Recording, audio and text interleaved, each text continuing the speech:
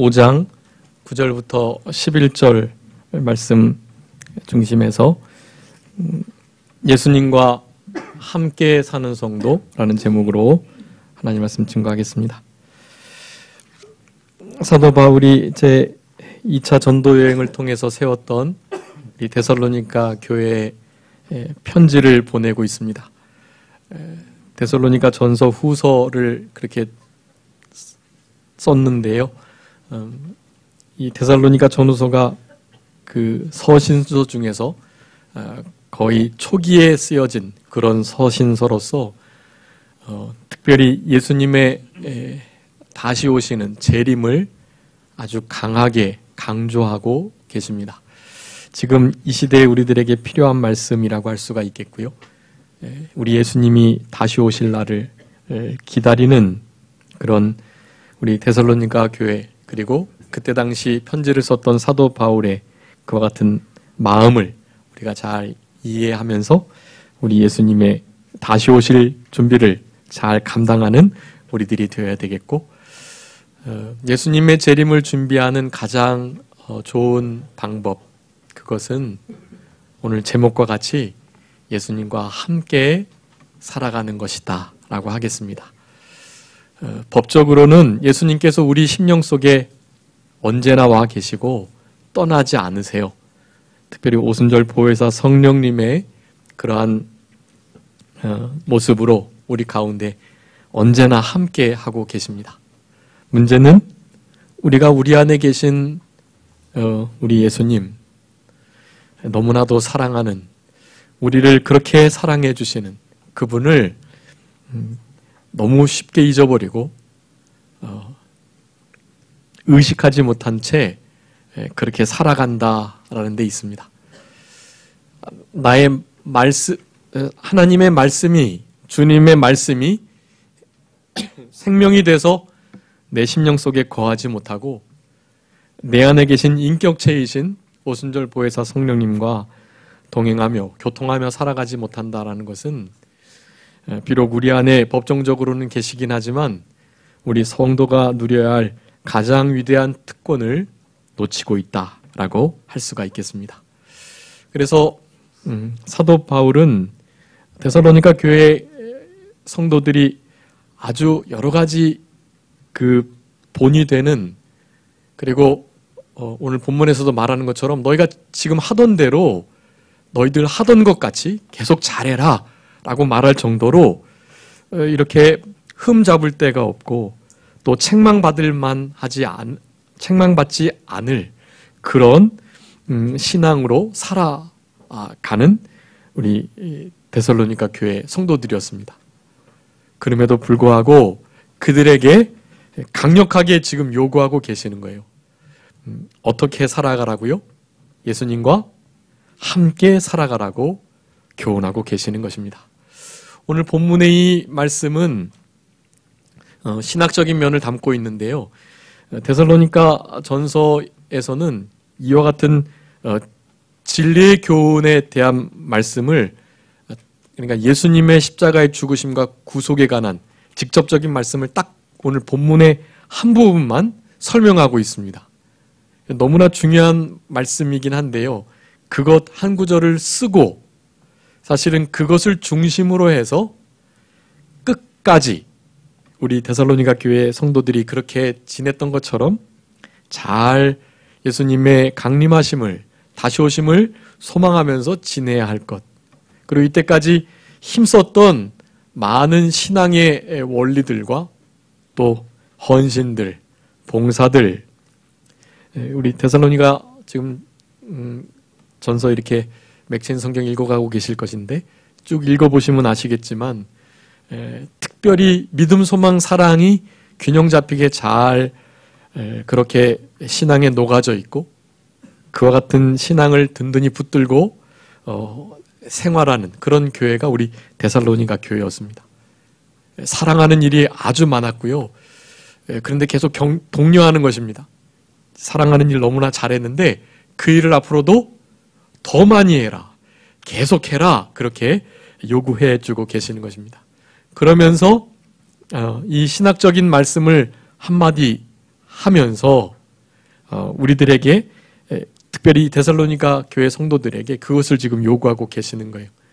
예수님과 함께 살아가라.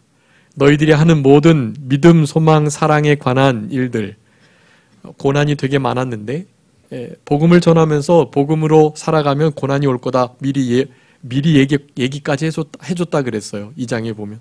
그래서 내가 얘기한 것처럼 너희들에게 환난과 핍박이 왔는데 잘 견뎠다. 그 고난과 역경을 잘 이겨나갔다라고 칭찬을 또 받고 있습니다.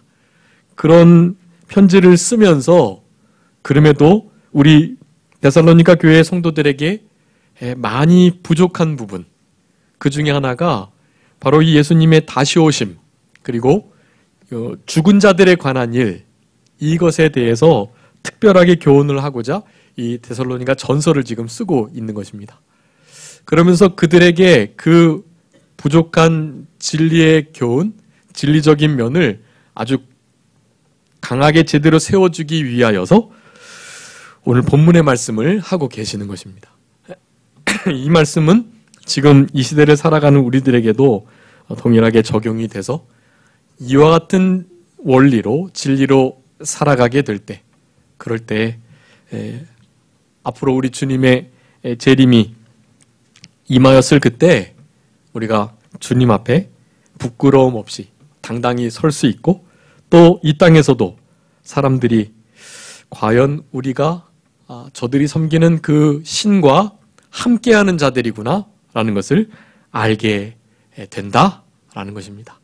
여러분, 우리 영업교회 성도님들은 이제 남은 생애 속에서 우리 예수님과 함께 살아가시면서 우리 하나님의 영광을 구하시면서 그렇게 자기의 구원을 잘 이루어 가시면서 특별히 그 모든 것들은 우리 주님께서 나를 위해서 죽으시고 또 살아나셔서 부활의 영원한 새 생명을 주셨다는 그 확실한 진리 가운데 든든히 서 있을 때, 난 그거 잘 믿는데요 라고 말씀하실 수 있지만, 사실은 그와 같은 예수님의 십자가의 대속 죽으심과 이 부활의 생명이 우리 성도님의 삶 가운데 실제로 역사를 해야 돼요.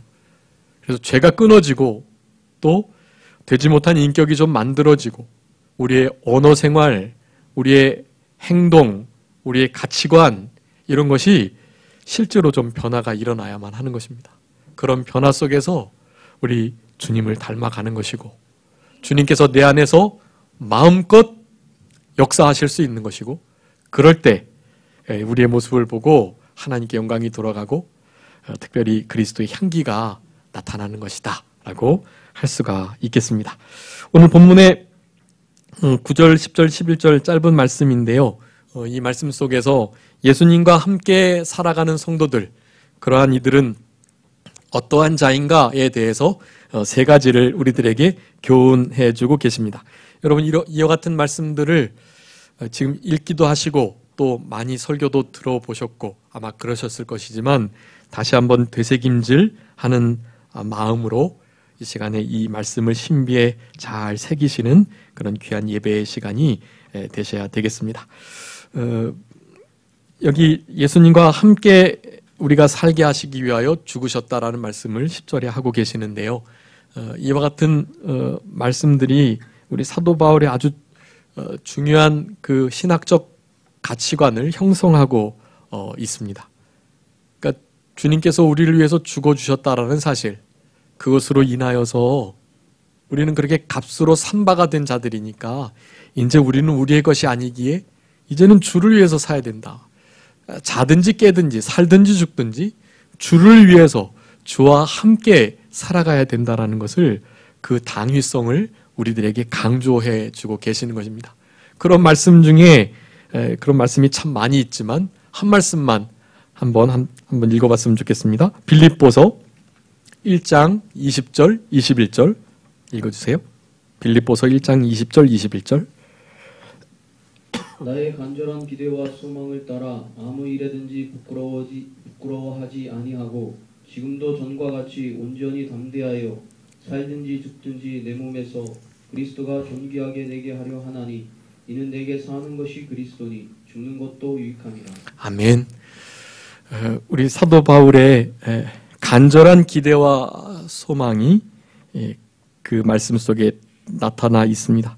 그저 내가 살든지 죽든지 내 몸에서 누구만이요? 그리스도만 존귀하게 되는 것을 간절히 바랬던 우리 사도 바울입니다. 그러면서 주님께서 우리를 위해서 죽어주셨기 때문에 그런 거예요. 그러니까 이제는 내가 살든지 죽든지 그리스도만 내 몸에서 존귀케 되고, 이제는 내가 살아갈 때 내 뜻대로 살아가는 것이 아니고 사는 것이 그리스도가 되었으면 좋겠다 하는 바람을 그렇게 나타내주고 계시는 것입니다. 사는 것이 그리스도니 죽는 것도 유익하다라는 사실입니다. 여러분의 삶 속에서 사는 것이 그리스도가 되는 그런 역사와 표징들이 나타나셔야만 합니다. 어떻게 그렇게 할 수 있을까요?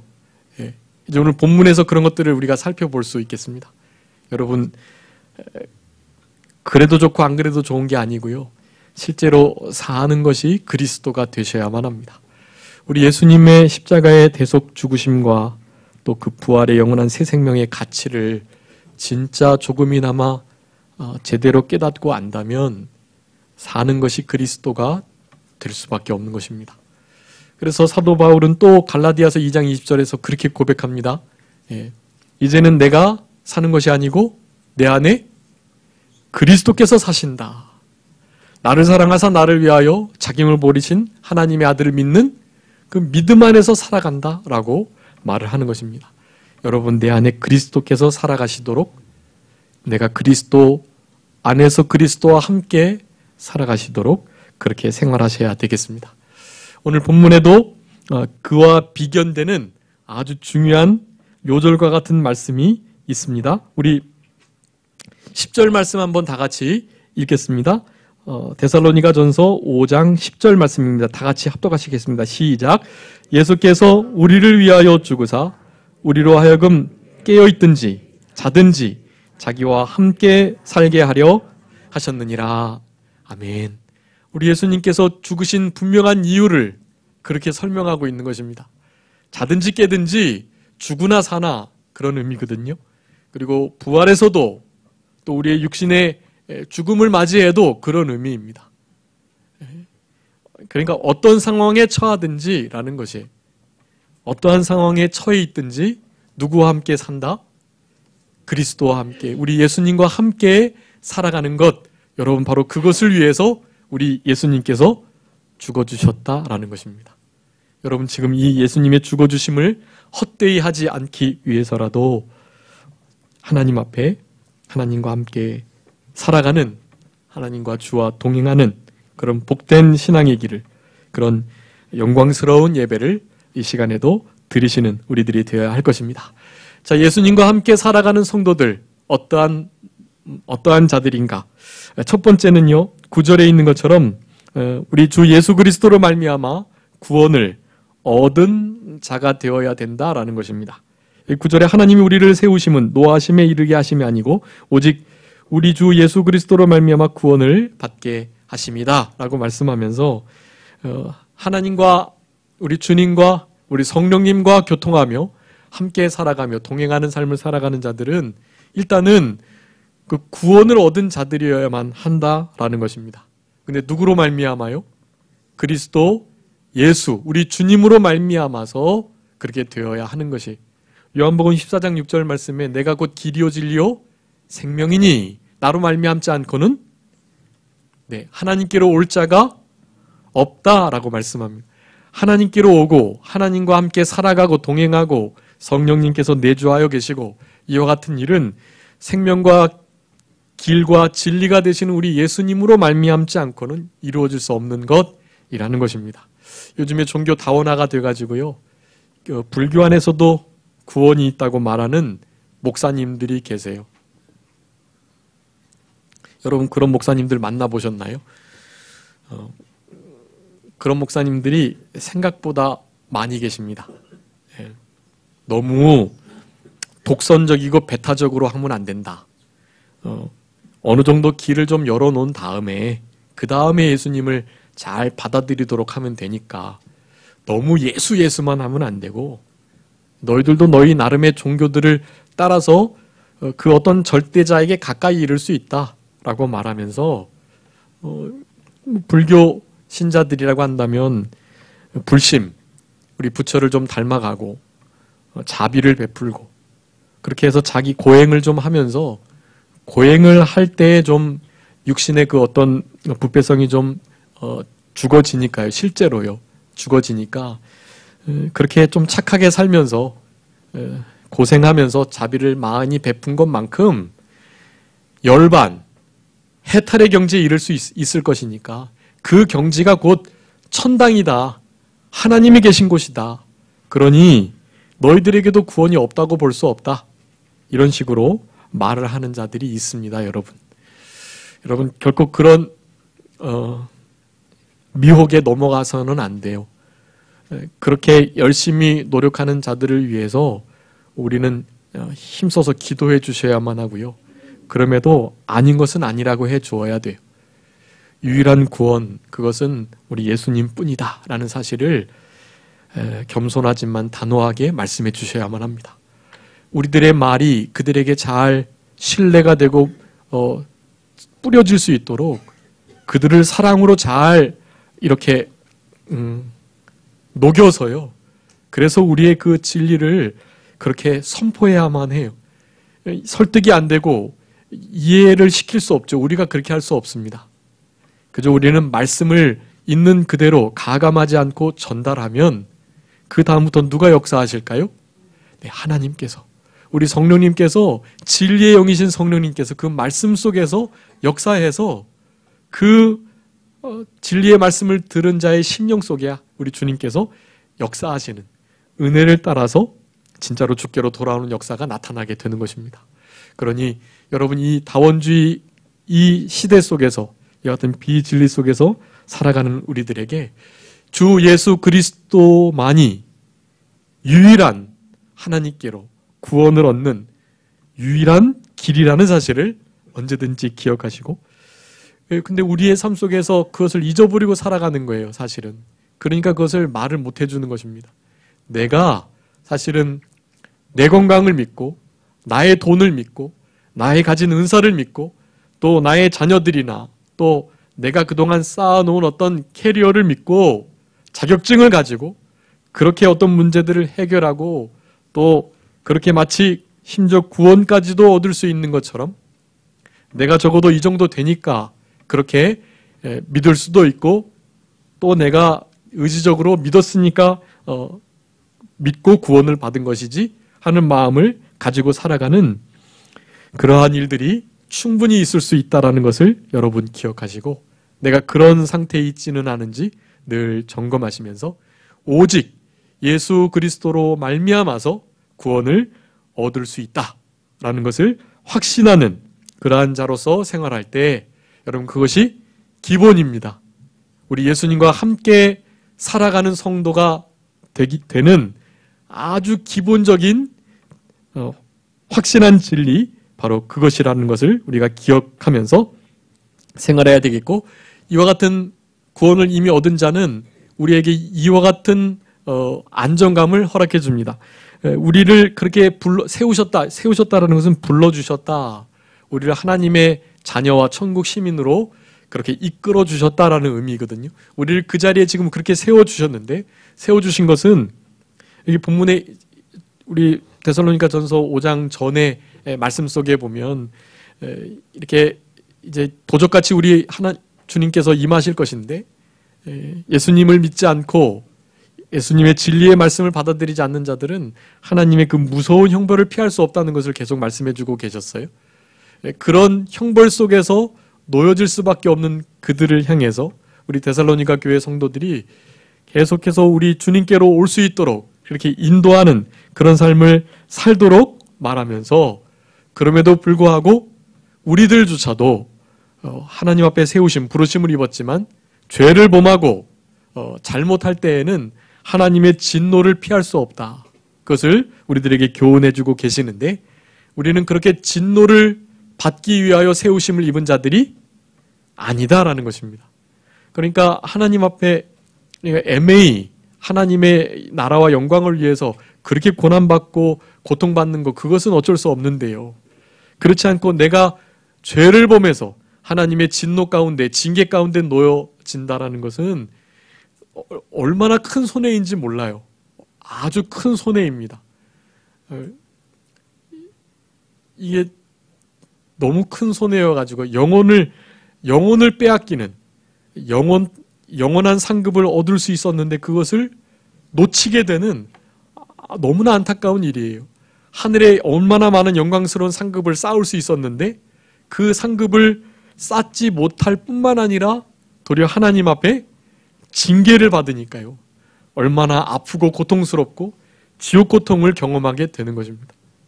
물론 그것까지도 하나님께서는 선하게 역사하셔서 우리의 구원을 이루어 가시고 또 나름의 우리의 되지 못한 것을 낮추시고 고통으로 우리를 겸손케 하시는 역사가 있긴 있지만 그런 것 그렇게 져서 고통받고 낮아지는 거 아니고요. 우리가 자원함으로 그리고 애매히 고난받음으로 그와 같은 과정들을 다 겪어낼 수 있어요. 시험을 잘 통과하면 복이 되는 것이고 진짜 실력이 되는 것이고요. 그 가운데 범죄하면 징계가 되어가지고 진짜 아프고 눈물을 흘리고 고통스럽고 지옥 고통을 만날 수밖에 없는 것입니다. 그 가운데서도 낮아지면서 주님께로 돌아오는 그런 우리들에게 버릴 것이 없지만 그것보다 훨씬 더 유익이 되고 또 훨씬 더 많은 상급을 받을 수 있는 기회, 내 구원도 이루어가고 큰 상급을 쌓을 수 있는 기회, 여러분 그런 기회를 잃어버리시면 안 된다라는 것입니다. 여러분 우리를 하나님께서 세우셨는데 그 세우심의 분명한 목적이 무엇이라고요? 노하심에 이르게 하심이 아니다. 대신에 은혜와 상급 그리고 하나님의 기뻐하심을 입는 자 그런 자로서의 삶을 살아가도록 하시는 것이다 라는 것을 우리들에게 말씀해 주고 계시는 것입니다. 아무쪼록 예수 그리스도를 유일한 구원의 주로 예수 그리스도로 말미암아 하나님 앞에 또 나아가며 구원을 얻을 수 있다는 것을 여러분 기억하시고 특별히 이 우리들을 구원해 주셨다는 그 구원이 여기 제 주보에 기록해 두었습니다. 먼저는 하나님과 우리가 원래 단절되어 있던 상태였고요. 죄와 또 사망에 종된 상태 그리고 마귀에게 붙들려 살아가는 마귀의 게임을 따라서 세상에 미혹하는 그 신의 영향을 따라서 그렇게 생활했던 우리들 진노의 자녀로서 그렇게 살아갈 수밖에 없는 저희들이었는데요. 결국 그래서 지옥의 영원한 형벌을 받을 수밖에 없었는데 바로 거기서부터 우리를 건져주셨음을 언제나 기억할 때 하나님 앞에 감사하며 우리 주님과 함께 살아가는 성도의 모습으로 생활할 수가 있다라는 것입니다. 특별히 그 죄로부터의 참된 자유를 우리가 누려야 되는데 이 죄는 사탄이 우리들에게 가져다 주는 아주 달콤한 열매처럼 보이지만 하나님이 너무나 싫어하셔서 하나님의 진노를 피할 수 없는 그와 같은 것들을 말하는 것입니다. 하나님의 말씀에 즉각적인 순종을 막는 것, 또 하나님의 말씀을 순종함에 부족한 것, 하나님 말씀을 명백히 어긴 것, 이런 모든 것들이 다 죄들인데 이런 죄의 영향력, 그 죄의 오염, 그리고 죄로부터의 종로로 타는 것으로부터 우리가 해방되었다라는 것을 이 구원이라는 표현을 쓰고 계시는 것이고요. 여러분 이런 것들을 통해서 우리 날마다 구원의 은혜에 감사하며 감격하면서 그렇게 살아가야만 하는 것이 다시는 죄에게 종로로 타지 않으려고 또 죄에게 오염돼서 더럽고 거룩하지 못하고 성결되지 못하게 살아가는 일이 없도록 우리를 깨끗하게 하려는 그런 복된 신앙으로 살아가야만 하는 것. 여러분 그것이 예수 그리스도로 말미암아 구원을 받은 자가 바로 예수님과 함께 살아가는 그런 참된 성도의 모습이고 또한 열매들이다라고 할 수가 있겠습니다. 두 번째 하나님과 함께 살아가는 성도들이라고 한다면은요, 바로 예수님께서 우리를 위하여 죽으신 그 이유를 분명히 아는 것이다라고 할 수가 있겠습니다. 이 부분을 특별히 더 자세히 살펴보고 강조해야만 하는데요. 자든지 깨든지 우리는 예수님과 함께 살아가도록 우리를 살려주셨다라는 사실을 여러분 언제나 기억하셔야 되겠습니다. 여러분, 예수님께서 우리를 위해서 왜 죽어주셨다고 여태까지 알고 계셨습니까? 왜 죽어주셨죠? 우리의 죄를 없애주시기 위해서. 그냥 단지 그것인가요? 그것만이 아니에요. 죄 없애주셔서 깨끗하게 의롭게 돼서 천국 가게 해주시려고요? 단순히 그것만이 아닙니다. 여러분, 그 중요한 이유에 대해서 제가 주보에 기록해 두었습니다. 예수님이 죽으신 이유, 그렇게 샤표로 2번 마지막에 기록해 두었는데 여러분 그거 꼭 찾아서, 제가 일부러 단어들을 쓰지 않았습니다. 여러분 거기다 꼭 찾아서 우리 주님께서 우리를 위해서 죽어주신 그 이유를 명백하게, 적어도 거기 5가지 있죠? 하나, 둘, 셋, 넷, 5가지. 적어도 5가지 이상이 되거든요. 오늘 본문의 말씀까지 하면 6가지가 되는 것이에요. 여러분, 주님이 나를 위해서 왜 죽어주셨나? 그 목적을 분명히 아셔야만 합니다. 그런데 일단 다른 거 다 잊어버리시고 또 나의 죄를 없애주시고 천국 가게 해주시기 위함이라는 이 기본적인 주님이 죽어주신 이유에 대해서 알고 있는 지금 이 상태에서 오늘 본문의 말씀, 여러분 이 말씀을 꼭 알고 잘 기억하셔야 하는 것입니다. 여러분, 우리 예수님께서 왜 죽어주셨다고요? 오늘 본문의 10절에서 말씀합니다. 왜 죽어주셨습니까? 자든지 깨든지 예수님과 함께 살게 하려고. 여러분, 그것입니다. 우리 주님께서 죽어주신 분명한 이유이에요. 주님께서는 나와 함께 사시고자 죽어주신 것입니다. 우리 주님이 죽어주시지 않으시면 우리는 주님과 함께 살 수 없는 존재들이거든요. 저주를 받아서 지옥 형벌을 받을 수밖에 없고 일평생 마귀의 종노릇, 죄의 종노릇 하다가 죄의 오염 속에서 육신의 부패성을 따라가면서 그렇게 자신의 욕심을 이루며 살아가다가 영원한 형벌을 받을 수밖에 없는 우리들이기 때문에 주님과 함께 살아갈 수 없는 자들입니다. 우리들은 아무런 자격이나 공로가 없어요. 그런데 예수님께서 죽어주심으로, 예수님의 죽으심으로 말미암아 우리는 그분과 함께 살아갈 수 있게 되었다라는 사실입니다. 여러분, 우리 주님과 함께 살아가는 이 일, 이것보다 더 큰 복이 없다라는 것을 꼭 기억하셨으면 좋겠습니다. 하나님 앞에 어떤 은혜와 복을 바라고 계시는지 모르겠는데요. 우리나라와 민족의 일들도 그렇고 우리 성도님들의 개인적인 여러 인생의 대소사들이 있을 것입니다. 분명히.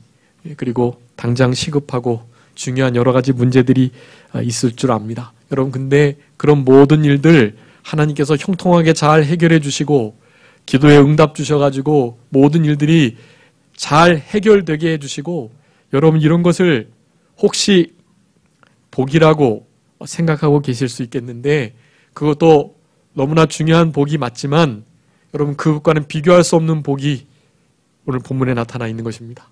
그것은 다른 것이 아니라 우리 예수님과 함께 살아가는 것이다 라는 것입니다. 여러분 나름대로 다 가족들과 함께 살아가고 계실 것인데요. 다 친척들, 친족들, 가족들이 있습니다. 그들과 함께 살아가는 것이 어떤 의미인지 아마 아실 것인데, 우리 주님과 함께 살아가는 것은 육체의 가족들이 함께 얼굴을 맞대고 살을 부대끼며 살아가는 것 이상의 삶인 것을 여러분 아셔야 돼요. 가족들, 육체의 가족들 아무리 친해봐야 일단은 육체의 죽음을 맞이하면 끝나는 것이고요. 그 육체의 가족들이 예수님을 믿었으면 영원한 천국에서 함께 살아가는 것인데, 그렇지 않다면 영원한 이별을 당하는 그러한 관계예요. 그리고 이 땅에서 살을 맞대고 살아가지만 한계가 있습니다. 심지어 나의 기쁨, 나의 슬픔에 그들이 진정으로 참여하기가 참 어려워요. 가족들 중에서도 마찬가지. 이해를 못할 때가 많고 도리어 가족들이 나에게 그런 아픔을 주는 때가 많으니 어떻게 마음이 연결되어 있지 않기 때문에 그렇게 할 수가 없는 것이. 그런데 여러분, 우리 예수님과 함께 살아가는 것은요, 그게 진짜 살아가는 것입니다. 여기 본문에 살다라는 이 의미의 단어가 참 중요한데요. 그 헬라어로 제소맨이라고 합니다. 제소맨, 사는 것. 근데 이것은 우리 예수님께서 자신의 생명을 주시고 우리들에게 허락해 주신 부활의 생명, 그것을 말하는 단어입니다. 그러니까 살게 한다라는 것은 주님과 함께 동행하며 부대끼며 함께 살아가는 것을 의미함과 동시에 부활이요 생명이신, 즉 영원한 생명이신 바로 우리 주님이 영생이시고 그분을 얻고 그분을 누리며 취하고 맛보며 살아가는 것, 그것을 말하는 것입니다. 어디에 가서나 누릴 수 있는 그런 관계이고요. 함께 살아가는, 이게 진짜 삶이에요. 이것이 영생을 얻은 자로서 영생이신 주님과 성령님과 늘 교통하며 딱 붙어있는 생활. 여러분, 그것은 내가 먼저 주님으로 말미암아 구원을 받았다는 것을 잘 기억하는 것이고요. 또 우리 주님의 죽으심을 생각하며 그 이유가 바로 그분과 함께 살아가도록 한다는 사실을 언제나 기억하는, 그러한 이들이 누리게 되는, 그리고 그러한 이들만이 가지고 있을 수 있는 생명이다라는 것입니다. 여러분, 이런 생명이 어디 믿지 않는 자에게 있을 수가 있겠어요? 다른 종교에서 이룰 수 없는, 얻을 수 없는 너무나 중요한 특권이고 위대한 은혜의 역사인 것입니다. 여러분, 우리 영원한 이 새 생명, 부활의 생명의 역사를 우리가 취하고 그분과 함께 영생을 누리며 맛보며 그분을 알아가는 것. 우리 요한복음 17장 3절에 영생은 이것인데 곧 유일하신 참된 하나님과 그의 보내신 자 예수 그리스도를 아는 것, 그것이 영생이거든요. 우리의 생활 속에서 그분을 알아가고 그분을 경험하고 그분께서 우리와 함께 동행해 주시며 인도해 주고 계시다는 사실들을 언제나 기억하고 생활하는 것, 여러분, 그것이 예수님과 함께 살아가는 생활이다. 여기 예수님께서 우리와 이렇게 진짜 함께 살아가기를 간절히 바라고 원하시는데요. 우리가 다 나름 주님과 함께 살아간다고, 주님을 그렇게 위해서 살아간다고는 하지만 신앙생활 속에서 사실은 좀 여러 가지 미흡하고 또 부족한 면들이 많이 있습니다. 말씀대로 성령의 인도대로 한다고 하면서도 사실은 그 모든 일이 나를 위한 것일 때, 여러분, 이것은 금과 은과 보석으로 지은 것이 아닌 나무와 풀과 짚으로 지은 것이나 마찬가지. 그래서 너무나 공력이 들어가고 시간이 많이 걸렸지만 나름 설계도대로 말씀대로 한다고 했지만 그 모든 일의 목적이 사실은 감춰져 있는 자신을 위함이라면 여러분, 그거 다 타져지고 없어지고 말아요. 그래서 진짜 주님을 위해서 주님과 함께 살아가는 자라고 한다는 사실은 가장 첫 번째, 바로 우리 주님을 위하여야 한다라는 사실입니다. 위하는 것, 모든 것이, 모든 우리의 말과 행동과 우리의 인생 전체가 바로 주님을 위하여 이루어져야 한다는 것입니다. 주님을 위하는 마음이 그래서 있어야 되는 거예요. 주님을 위하는 마음이 없으면 누구도 이렇게 청문회할 때 양파 껍질처럼 계속해서 죄가 드러났는데, 사실은 우리의 심령도 별반 다르지 않아요. 우리의 심령도 까보고 또 까보면 얼마나 더럽고 부패한 요소들이 많은지 우리 스스로를 잘 살펴보면 아시잖아요. 다 그런 속에 있는 우리들인 것입니다. 그런 우리들을 불쌍히 여기셔가지고 주님께서 깨끗하게 하시고 살려 주신 거예요. 그러니 우리의 마음의 동기를 날마다 살펴보는 것이 아주 중요합니다. 그리고 그 마음을 잘 지키셔야 해요. 내가 하는 이 행동, 특별히 신앙생활의 모든 일들도 마찬가지입니다. 교회에서의 봉사하는 일도 마찬가지예요. 하나님의 뜻대로 기쁨으로 감동으로 한다고 하지만 사실은 그 모든 것이 결국 나를 위한 것이라면 여러분 다 소용이 없는 것이, 그러니 가장 먼저 무슨 일을 할 때이든지 이것은 주님을 위한 일이라는 그와 같은 마음을 굳건히 하는 것이 중요합니다. 주님을 위하는, 그 주님을 위하는 것은 다른 것이 아닙니다. 나를 위해서 죽어주셨기 때문에 나와 함께 살기를 원하시는 그분이시기에, 그러니까 내가 그렇게 하는 거예요. 모든 행동과 말의 동기가 거기서부터 시작돼야 하는 것입니다.